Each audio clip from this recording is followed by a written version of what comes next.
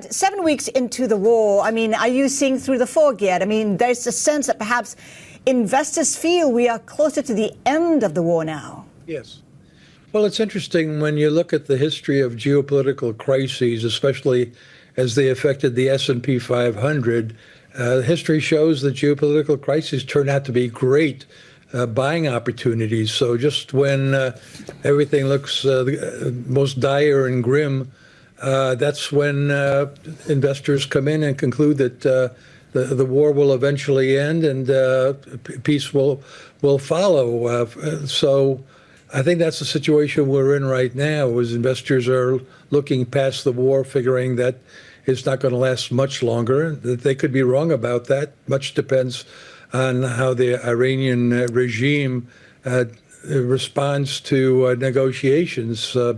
Both sides are kind of dug in. The U.S. thinks that we've won, and Iran thinks that they've won, and so nobody's ready to concede much. Ed, you called the bottom to the market on March 30th. I'm just wondering whether there is a sense that investors are dangerously complacent. I mean, some are saying that the lasting impact of this Iran war is going to be stagflation. Is that being priced in or not? Right. Well, for a while, there was a concern that the relevant decade that we had to worry about was all of a sudden the 1970s, the stagflation of the 1970s. We had two energy shocks. The second one was, of course, related to the Iranian Revolution. And those energy shocks spread very quickly into other prices and caused a recession. And it wasn't until late in the 70s when Paul Volcker came in that he slammed down the monetary brakes. And then we had a really very severe recession at the tail end of the 1970s. I think that's still a concern. It's still a relevant analogy. But I've actually been talking about the roaring 2020s, the 1920s as an analogy. The economy's been remarkably resilient. I mean, when you think of all the stress tests that the economy has passed since the beginning of the decade, it's really quite impressive that we had the pandemic, the 2-month lockdown in the United States.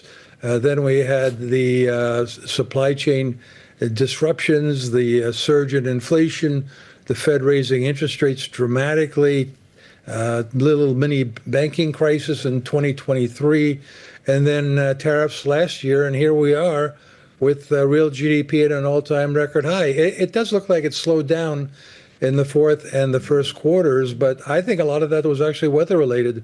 We had some really bad weather, and I think the spring's going to be pretty strong.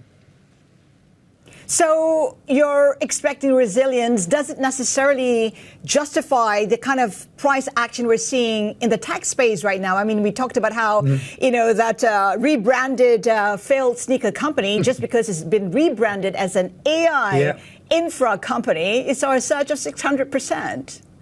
Yeah, well, I'm thinking of adding the AI to the name of Yardeni Research, and see if anybody wants to buy us for skillions of dollars. There is a lot of money out there that's chasing some pretty crazy ideas. So there is an aspect of a bubble to it, but I think one of the reasons that we're seeing AI stocks leading the way here is because with all the stresses of the past several weeks, the AI stocks really just had a correction, and the first knee-jerk reaction of buying the dip led to the Magnificent Seven outperforming the rest of the market again. So, look, I think AI is here to stay. I think everybody agrees with that. I think the big companies involved in AI are going to be the survivors and going to have the greatest profits. Maybe they'll buy up some of these dinky little companies that rebrand themselves, or maybe they'll just fail. But again, the resilience of the economy really speaks to the fact that our capital markets can absorb a lot of stress without really seeing much downside in economic activity. Look, the private credit situation was already of concern before the war. So if you add the war and what it could do to consumer spending, maybe cause a recession, and then you get private credit concerns, it could have all turned out to end rather badly. But instead, the market started to see that that's not necessarily the case. I mean, banks are still lending. the bank profits that came out this week last week were extremely strong. The bank CEOs like Jamie Dimon said that consumers are in good shape. And by the way, Jamie Dimon has been consistently an alarmist about the economic outlook, and I, with all due respect, consistently wrong. But then again, his stock has gone up, so you can't feel too bad about a bad forecast, but seeing his stock doing so well. So, Ed, what do you do with AI? What do you do with tech stocks? I mean, you ended your 15-year overweight call on tech recently, and also recently you said that, tech valuations are looking pretty attractive. What do you do? How do you square that? Yeah, well, I've been promoting the idea of stay home, in other words, overweight the United States, really since 2010. The problem is that it worked out so well that the U.S. got to be 65% of the market capitalization of the MSCI all-country world. And for me to recommend overweighting something that's already uncomfortably overweight, 65%, I mean, yeah, America's got a lot going for it, but there's definitely opportunities in the rest of the world, particularly in emerging markets. Emerging markets used to do well just when commodity prices went up, and they did very badly when commodity prices went down because many of them were commodity producers. But now a lot of them have very large middle classes that are very aspirational, want to prosper even more. And so there's tremendous potential demand, not for commodities anymore coming out of emerging markets, but consumer demand domestically in emerging markets and healthcare demand in emerging markets. And then they all, want to have industrial bases, so the right. Industrial stocks. Ed, I want to touch on treasuries, 10-year yields at 4.25. Where should it be? Is it still too high currently?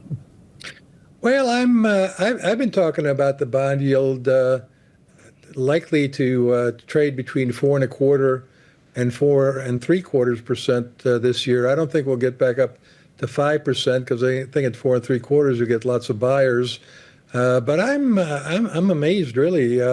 Here we're going to have a more troublesome inflation environment for the next few months at least, and yet nobody wants to utter the word transitory because it's kind of a jinx based on what happened in 2021 and 2022 when everybody thought it was transitory and it turned out to be a little bit more persistent than people thought.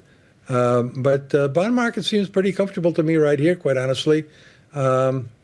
We've got some bearish factors out there, but on the other hand, the U.S. bond is still viewed as a safe haven, and it's been calm compared to soaring bond yields in Japan or in some European countries like the UK. And how about the dollar? It's given up gains since the start of the Iran war. Where do you see the dollar headed? Nowhere fast. I mean, the beauty of our business is it's not that complicated. Things either go up, down, or sideways. Usually people kind of say there's only two ways, up or down. But it's been going sideways. There's no reason why you shouldn't continue to do that. Foreigners aren't bailing out on buying U.S. equities and debt. Quite the opposite. Last year, they bought something like $700 billion in U.S. equities, all-time record high. And that was the year where everybody was talking about de-dollarization and, very bearish environment for the dollar. But I think there's no reason why it can't just kind of hold its own right around these current levels.